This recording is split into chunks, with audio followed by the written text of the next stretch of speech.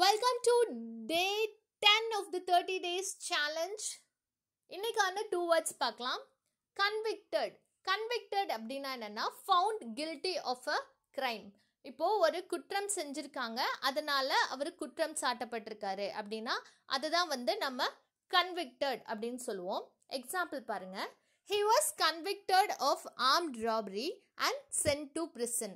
Armed robbery அப்படின்னா என்னன்னா டேஞ்சரஸான weapons எல்லாம் யூஸ் பண்ணி கொள்ளையடிக்கிறாங்க அப்படின்னா அதை தான் நம்ம ஆர்ம்டு ராபரி அப்படின்னு சொல்லுவோம். இப்போது அந்த மாதிரி செஞ்சதுக்காக அவர் குற்றம் சாட்டப்பட்டு பிரிசனுக்கு போயிருக்காரு அப்படிங்கிறது தான் இதனுடைய அர்த்தம். He was convicted of armed robbery and sent to prison. அடுத்து நெக்ஸ்ட் வேர்ட் பாருங்க, ousted.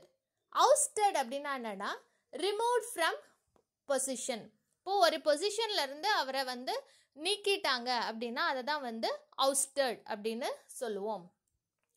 எக்ஸாம்பிள் பாருங்க, he was ousted as chairman because of his rude behavior, because of his illegal activities. இப்போது